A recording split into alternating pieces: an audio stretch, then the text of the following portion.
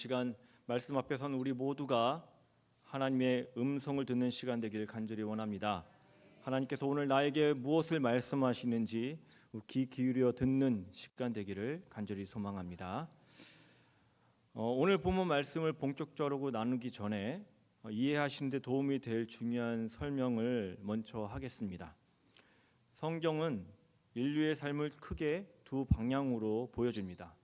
하나는 하나님 밖에서 사는 삶이고 다른 하나는 하나님 안에서 사는 삶입니다. 이 두 삶의 차이는 단순히 종교가 있느냐 없느냐의 문제가 아니라 무엇을 의지하며 살아가느냐, 누구를 왕으로 모시고 살아가느냐의 차이입니다. 이 구분은 창세기 3장 인간의 타락 이후부터 아주 분명하게 드러납니다. 아담과 하와는 죄로 인해 하나님과의 관계가 끊어졌고 결국 에덴 동산에서 쫓겨났습니다. 에덴은 단순히 아름다운 동산이 아니라 하나님과 함께 거하던 자리, 하나님의 임재가 있는 자리입니다. 그리고 그 다음 세대인 가인과 아벨의 사건에서 이 두 삶의 방향은 더욱 선명해집니다. 같은 부모에게서 태어났지만 두 사람의 삶의 방향은 완전히 달랐습니다. 가인은 하나님 앞에서 자신을 돌아보기보다 분노와 질투를 붙잡았고 결국 동생 아벨을 죽이고 맙니다. 그렇다면 성경은 그 이후에 가인이 어디로 갔다고 기록하고 있습니까? 가인이 에덴의 동쪽으로 떠났다고 기록합니다. 이 표현은 단순히 지리적으로 이동하는 것을 말하는 것이 아니라 성경에서 에덴의 동쪽이라는 표현은 하나님의 임재로부터 멀어지는 방향을 의미합니다. 그래서 즉 가인은 물리적으로만 이동한 것이 아니라 영적으로 하나님으로부터 더 멀어지는 삶을 선택했다는 뜻입니다. 다시 말해 가인은 이제 하나님 안에 사는 사람이 아니라 하나님 밖에서 사는 사람이 되었다는 것입니다.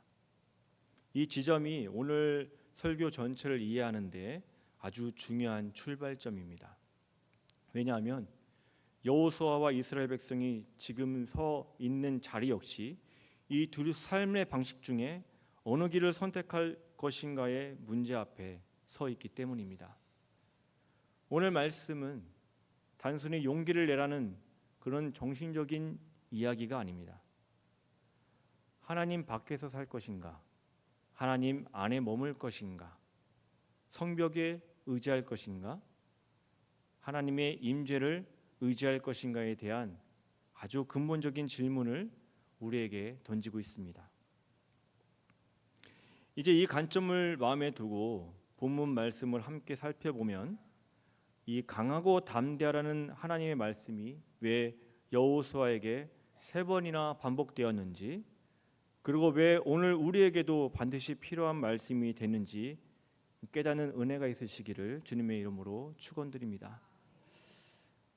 하나님을 떠난 사람들의 가장 큰 특징은 모든 것을 스스로 해결해야 한다고 믿는 것입니다. 다시 말해서 누군가 나를 지켜주지 않으면 내가 나를 지켜야 하고, 누군가 책임져 주지 않으면 내가 내 인생의 모든 책임을 져야 한다고 생각하는 삶입니다. 그래서 하나님 밖에 사는 사람들의 마음을 가장 강하게 지배하는 두 가지가 있는데, 하나는 안전에 대한 두려움이고 다른 하나는 먹고 사는 것에 대한 문제였습니다. 이 두 가지는 하나님을 떠난 인류의 역사 속에서 단 한 번도 사라진 적이 없습니다. 이 모습은 가인의 고백 속에 아주 분명하게 드러납니다. 가인은 하나님께 이렇게 말합니다. 창세기 4장 14절 말씀을 함께 읽겠습니다. 시작. 내가 주의 낯을 배웁지 못하리니 땅에서 피하면 유리하는 자가 될지라. 물은 나를 만나는 자마다 나를 죽이겠나이다. 이 고백을 잘 들어보면 가인의 마음이 무엇으로 가득 차 있는지 우리는 알 수 있습니다. 그의 마음에는 회개보다 두려움이 있었고 하나님에 대한 신뢰보다 사람에 대한 공포가 자리 잡고 있었습니다. 그래서 그는 누가 나를 죽일까? 누가 나를 해칠까? 나는 이제 어떻게 살아야 하나? 비록 하나님께서 가인에게 표를 주셔서 그를 죽임당하지 않도록 보호해 주셨지만 그 표가 가인의 마음까지 바꿔주지는 못했습니다. 하나님을 떠난 사람들의 마음은 여전히 두려움과 불안이 깊숙이 자리 잡고 있기 때문입니다. 그래서 하나님 밖에 사는 사람들은 자연스럽게 한 가지 행동을 하기 시작합니다. 그것은 바로 성벽을 쌓는 일이었습니다. 눈에 보이는 성벽이든 눈에 보이지 않는 성벽이든 자신을 지켜줄 무언가를 계속 만들어 갑니다. 외부의 공격으로부터 자신을 지키기 위해 더 높고 더 견고한 성벽을 쌓습니다. 군사력을 키우고 무기를 늘리고 힘을 더 많이 가지려고 합니다. 그러나 문제는 성벽을 쌓아도 마음의 불안은 사라지지 않는다는 것입니다. 그래서 그들은 이 전보다 더 큰 성벽을 쌓고 더 강한 무기를 만들고 오히려 이제는 위협이 될 수 있는 존재를 먼저 공격하기 시작합니다. 공격받기 전에 먼저 공격하자. 빼앗기기 전에 먼저 빼앗자. 이 논리가 바로 하나님 밖에 사는 사람의 그 삶의 논리입니다. 또 하나, 하나님 밖에 사는 사람들의 특징은 먹을 것이 사라질까 두려워하는 것입니다. 아이러니하게도 이미 먹을 것이 있음에도 불구하고 미래가 불안하기 때문에 다른 나라의 것을 빼앗습니다. 풍요 속에서도 만족하지 못하고 충분함에서도 불안해합니다. 이것이 바로 성경이 말하는 하나님 밖에 사는 사람들, 곧 세상의 나라의 모습입니다. 이 세계는 하나님이 왕이신 나라가 아니라 힘이 왕이 되는 나라, 사람이 왕인 나라입니다. 강한 자가 살아남고 약한 자가 밀려나는 그런 양육강식의 세계인 것입니다. 사랑하는 성도 여러분, 이 모습이 과연 성경 시대 이야기로만 들리십니까? 오늘 우리가 살아가는 세상도 크게 다르지 않습니다.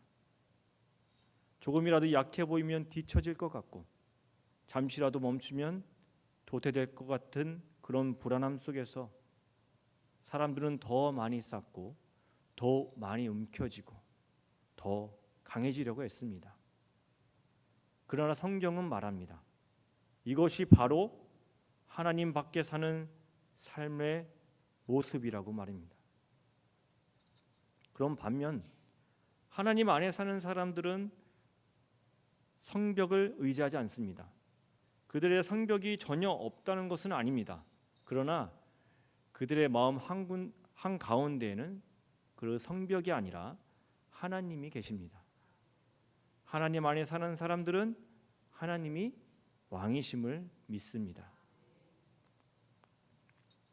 그래서 자신의 안정과 미래의 근거를 어떤 무기나 군사력, 숫자나 조건에 두지 않고 하나님의 임재와 통치에 두었습니다. 이것이 하나님 이스라엘 백성과 세상의 나라를 구별하는 가장 중요한 차이입니다. 하나님께서 이스라엘 백성을 택하신 이유도 이처럼 이스라엘이 다른 민족보다 더 강해서가 아닙니다. 더 의로워서도 아닙니다. 더 준비가 잘 되어 있어서도 아닙니다.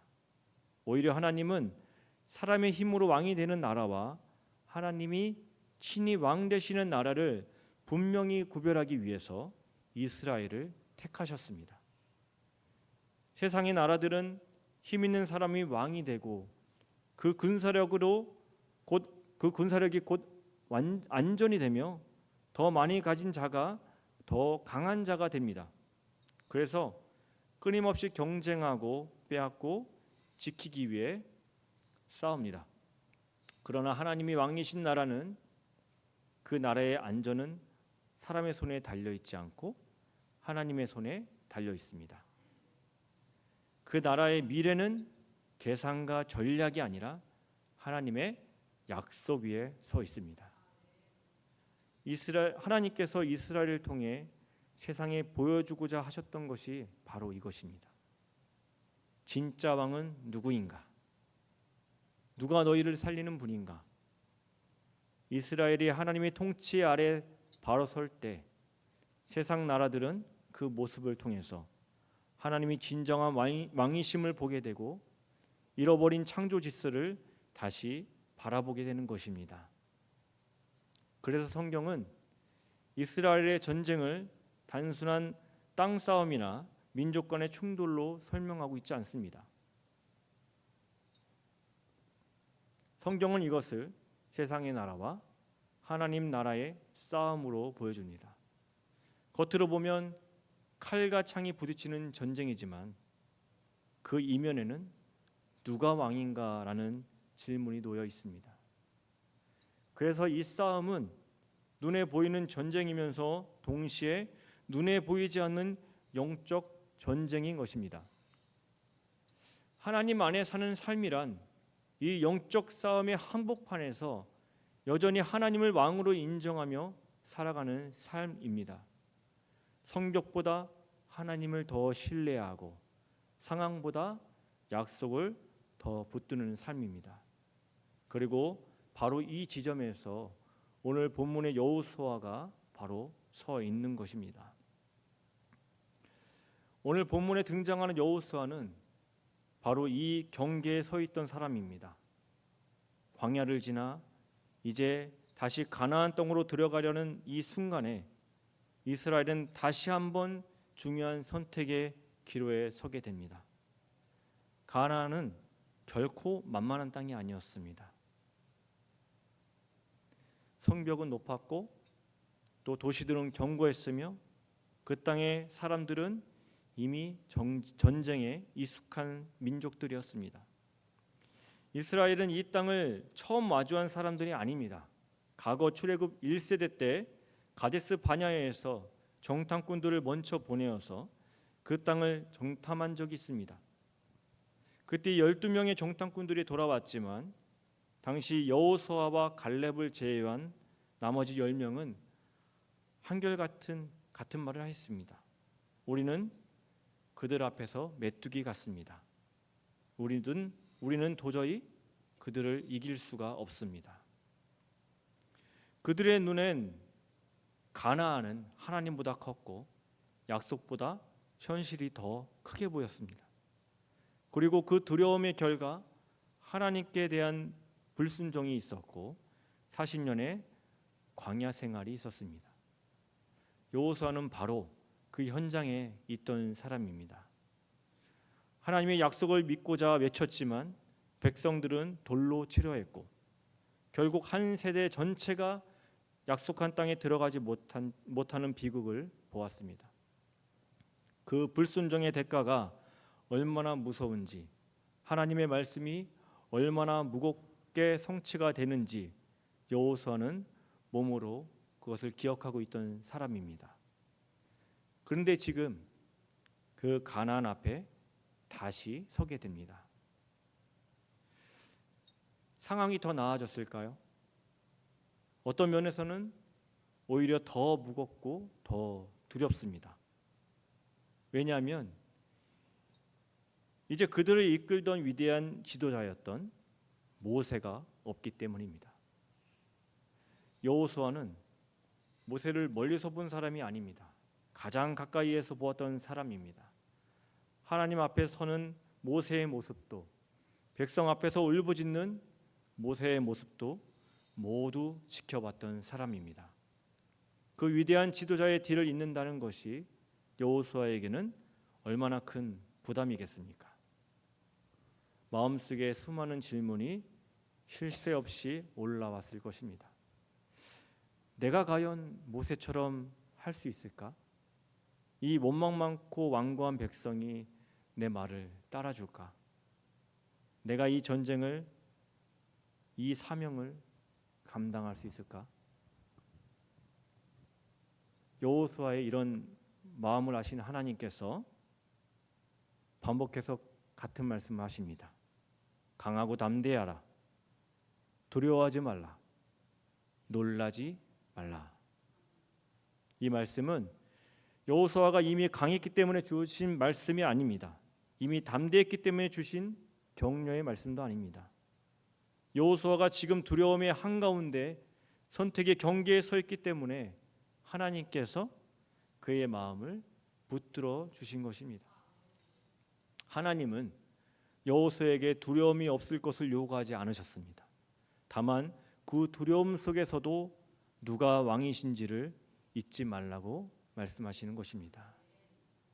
가나안 앞에 선 여호수아는 지금 성벽을 볼 것인가 아니면 약속을 붙들 것인가, 사람의 조건을 볼 것인가 아니면 하나님의 말씀을 신뢰할 것인가의 갈림길에 서 있습니다.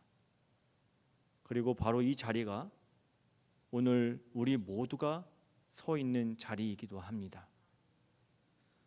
오늘 본문에서 하나님은 여호수아에게 강하고 담대라는 말씀은 무려 3번이나 반복하십니다. 그만큼 이 말씀이 모세의 뒤를 이은 지도자 여호수아에게는 꼭 필요한 말씀이었기 때문입니다. 그러나 하나님께서 말씀하신 이 강함은 세상이 말하는 강함과는 전혀 다른 것입니다. 세상이 말하는 강함은 내가 더 강해지고 내 능력이 커지고 그로 인해 자신감이 생기는 것입니다. 그래서 세상의 강함은 언제나 비교 속에서 흔들립니다. 상대가 더 강해 보이면 두려워지고 내 한계가 보이면 무너집니다. 하지만 하나님께서 여호수아에게 말씀하신 이 강함은 그 방향이 전혀 다릅니다. 여호수아 1장 9절 말씀을 우리 함께 다시 한번 읽겠습니다. 시작. 내가 내게 명령한 것이 아니냐. 강하고 담대하라. 두려워하지 말며 놀라지 말라. 내가 어디로 가든지 내 하나님 여호와가 너와 함께 하느니라. 아멘. 우리 이 말씀 계속 띄워주시고요. 이 말씀을 가만히 보면 강하고 담대라는 명령이 맨 앞에 있는 것 같지만 사실 그 근거는 말씀의 끝에 있습니다. 말씀의 순서를 바꿔보면 의미를 더욱 분명하게 알 수 있습니다.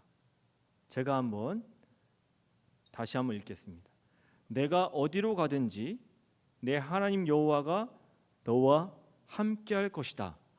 그러니 너는 강하고 담대하라. 하나님의 백성의 강함은 내가 혼자 버텨내는 힘이 아니라 하나님이 나와 함께 하신다는 이 확신에서 나옵니다. 그래서 성경이 말하는 담대함은 두려움이 없는 상태가 아니라 두려움이 있음에도 불구하고 하나님을 신뢰하며 한 걸음 내딛는 믿음인 것입니다. 여호수아가 담대할 수 있었던 이유는 그가 모세만큼 위대해서가 아니라 모세와 함께 하셨던 하나님이 이제는 자신과 함께 하신다는 약속을 붙들었기 때문입니다. 하나님이 함께 하신다는 이 사실이 하나님의 백성을 강하게 만드는 유일한 근거인 것입니다. 성경에서 강하다라는 말로 번역된 히브리어 단어는 하자크라는 단어입니다. 이 단어는 단순히 힘이 세다, 능력이 뛰어나다는 뜻이 아닙니다.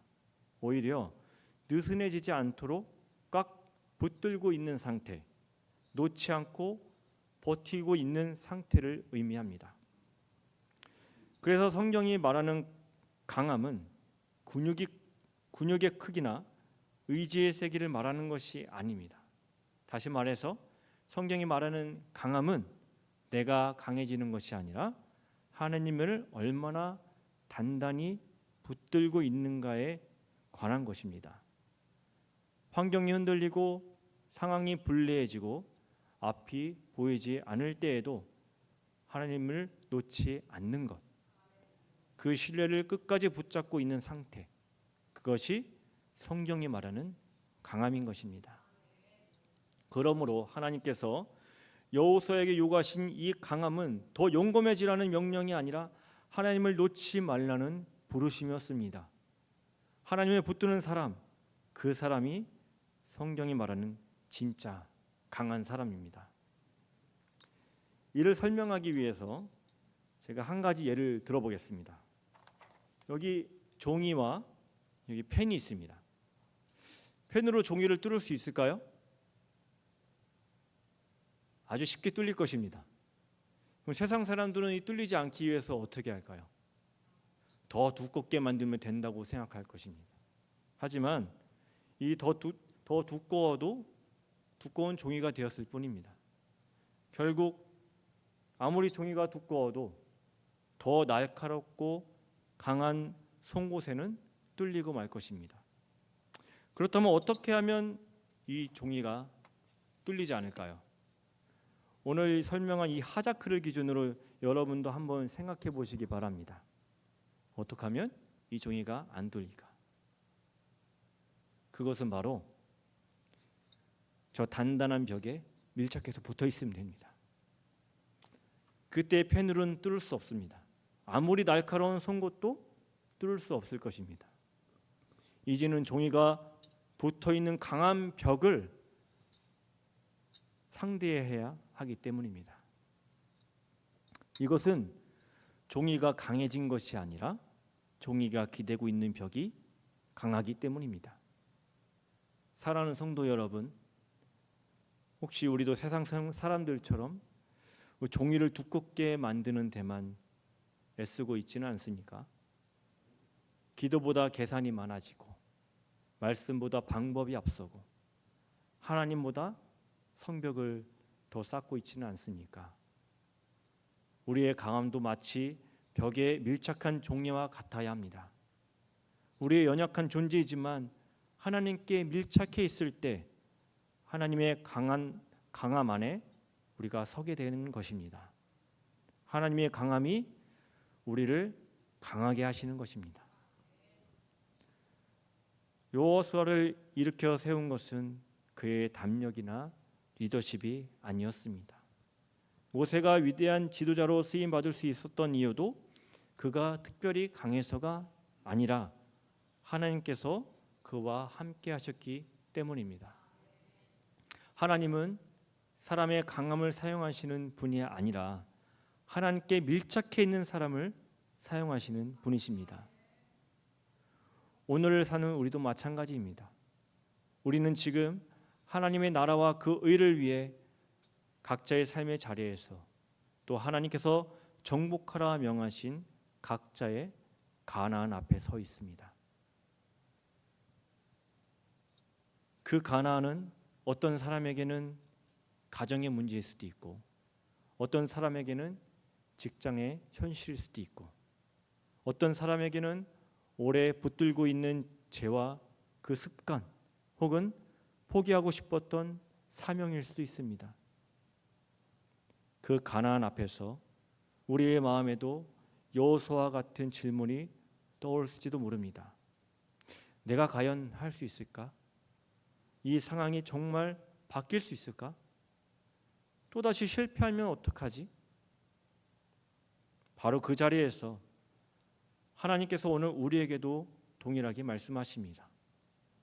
강하고 담대하라. 이 말씀은 우리를 다그치는 말씀이 아니라 우리를 붙들어 주시겠다는 하나님의 약속의 말씀입니다. 내가 어디로 가든지 내 하나님 여호와가 너와 함께 하겠다. 사랑하는 성도 여러분, 하나님은 우리가 두렵지 않아서 가기를 원하시는 분이 아니라 두려움 가운데서도 하나님을 붙들고 나아가기를 원하시는 분이십니다. 그러므로 오늘 이 시간 우리가 구해야 할 것은 세상이 말하는 더 큰 힘과 용기가 아니라 하나님께 더 가까이 붙어 있는 것, 말씀을 놓치지 않는 것, 기도의 자리를 떠나지 않는 것입니다. 그것이 하나님 백성의 강하고 담대한 삶인 것입니다. 그리고 하나님은 오늘도 이런 결단한 하나님의 사람들에게 말씀하십니다. 내가 너와 함께 하겠다. 사랑하는 성도 여러분, 오늘 말씀을 마무리하면서 한 가지 질문을 다시 여러분께 던지고 싶습니다. 여러분은 무엇에 기대어 강하고 담대하려 하고 계십니까? 우리는 너무 익숙하게 세상의 기준으로 강함을 배워왔습니다. 세상은 우리에게 말합니다. 돈이 있어야 강하다고, 지위가 있어야 강하다고, 권력이 있어야 흔들리지 않는다고 말합니다. 명예와 능력이 있으면 어떤 상황도 이겨낼 수 있다고 말합니다. 그래서 사람들은 조금이라도 더 가지기 위해 쓰고 조금이라도 더 안전해지기 위해 자신만의 성벽을 쌓아 올립니다. 그러나 성경은 분명히 말합니다. 그런 강함은 언제든지 무너질 수 있는 강함이며 한순간에 사라질 수 있는 그림자와 같은 강함이라고 말합니다. 그래서 사도 바울은 세상의 기준으로 보면 도무지 이해할 수 없는 고백을 합니다. 내가 약할 그때가 곧 강함이다. 아멘. 이 말씀은 그저 약해도 괜찮다는 위로의 말씀이 아닙니다. 바울은 약함 그 자체를 미워하고 있는 것이 아닙니다. 바울이 말하는 강함은 내가 약해졌기 때문에 자동으로 생겨나는 그런 강함이 아닙니다. 내가 아무것도 하지 않아도 저절로 주어지는 강함이 아닙니다. 내가 약함을 인정하고 오직 강함 되시는 하나님만 전적으로 의지할 때 나타내는 강함, 이것이 바울이 고백하는 강함인 것입니다. 이것이 성경이 말하는 강함입니다. 그래서 강함은 약함의 반대가 아닙니다. 이 강함은 하나님이 개입하시는 자리입니다. 내심이 끝나는 지점에서 나의 약함을 고백하는 그 자리에서 하나님은 일하시기 시작하시는 것입니다. 그리고 담대함 역시 마찬가지입니다. 그 담대함은 현실을 무시하는 용기가 아니라 문제가 없는 척하며 눈을 감고 나아가는 태도가 아니라 이 담대함은 두려움이 없어서 나가는 것이 아니라 두려움이 있음에도 불구하고 그 두려움을 하나님께 맡기며 하나님께 단단히 붙들려는 믿음의 결단인 것입니다. 사랑하는 성도 여러분, 우리가 앞에서 나누었던 이 종이와 벽의 비유를 다시 한번 떠올려 보시기 바랍니다. 종이가 뚫리지 않는 이유는 종이가 강해졌기 때문이 아니라 종이가 더 두꺼워졌기 때문이도 아니라 종이가 기대고 있는 벽이 강하기 때문입니다. 마찬가지입니다. 우리 인생이 흔들리지 않는 이유는 내가 강해졌기 때문이 아니라 우리가 붙들고 있는 하나님이 강하시기 때문입니다. 우리는 여전히 약한 존재입니다. 여전히 두려움이 있고 또 여전히 넘어질 수 있는 존재입니다. 그러나 우리가 하나님께 밀착해 있을 때 하나님의 강함 안에 서게 됩니다. 그리고 그 하나님의 강함이 우리의 삶을 붙들어 주시고 우리를 다시 일으켜 세우시며 우리를 강하게 하시는 것입니다. 하나님께서 우리 각 사람 앞에 두신 각자의 가나안 땅이 있습니다. 어쩌면 그 가나안은 두렵고 버거워 보이는 자리일 수도 있습니다. 과거의 실패가 떠오르는 자리일 수도 있고 다시는 가고 싶지 않았던 자리일 수도 있습니다. 그러나 오늘 하나님은 그 가나안 앞에 서 있는 우리에게도 여호수아에게 하셨던 동일한 말씀을 하십니다. 강하고 담대하라. 이 말씀은 내가 강해져서가 아닌 그런 부담스러운 요구가 아닙니다. 내 힘으로 버텨내는 그런 냉정한 명령도 아닙니다. 이 말씀은 나에게 붙어 있으라는 하나님의 초대인 것입니다. 약속인 것입니다. 종이가 벽에 밀착해 있을 때 붙들리지 않듯이 하나님께 밀착해 살아가는 성도님들 되시기를 소망합니다. 그래서 하나님께서 우리 앞에 두신 각자의 가나안 땅을 우리의 힘이 아니라 하나님의 강함으로 정복해 나가는 그런 승리하는 그리스도의 군사가 우리 모두가 되기를 주님의 이름으로 축원합니다. 아멘. 우리 이 시간